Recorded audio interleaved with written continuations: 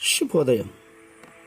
Global బెతేనియా Calvary ministry తరపున ఈ ఉదయకాల సమయంలో మరొక్కసారి మీ అందరితో కూడా కలుసుకుని దేవుని యొక్క మాటలు ధ్యానించటకును దేవుడు నాకు ఇచ్చిన విలువైన అవకాశమును బట్టి దేవునికి ప్రత్యేకమైన వందనాలు తెలియచేసుకుంటూ ఉన్నాను.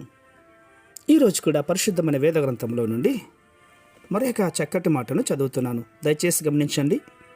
యోహాను సువార్త 10వ అధ్యాయము 10వ వచనం నేను చదువుతున్నాను. దయచేసి గమనించమని ప్రభు పేరిట మనవి చేస్తూ ఉన్నాను. యోహాను సువార్త 10వ అధ్యాయము 10వ వచనము. దొంగ దొంగతనమును హత్యను నాశనము చేయుటకు వచ్చును, గాని మరి దేనికిని రాడు.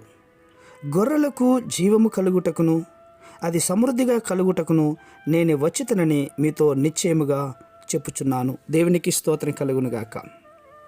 పిల్లలు గమనించండి. దొంగ అంటే అపవాది.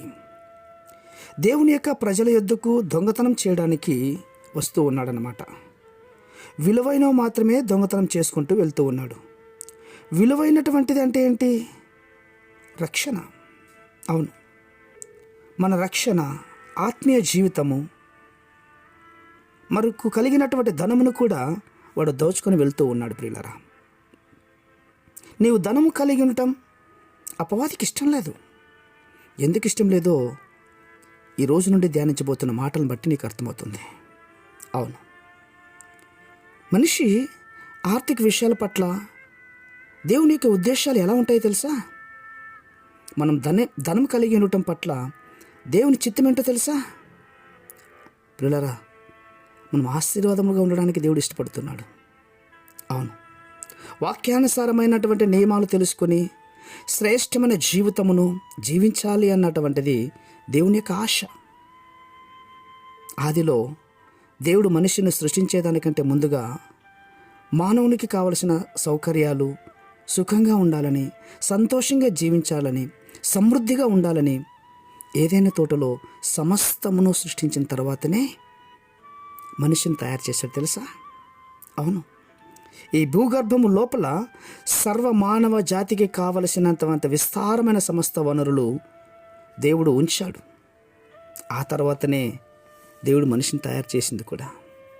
కానీ మనిషికి అర్థం కావట్లేదు. అపవాది చూపించే అల్పమైనటువంటి వాటి కోసమే మనిషి తాపత్రయపడుతున్నాడు. మనిషి కష్టపడాలని, వాడి జీవితాన్ని నాశనం చేసుకోవాలని దేవుడు ఎప్పుడు కోరుకోడు.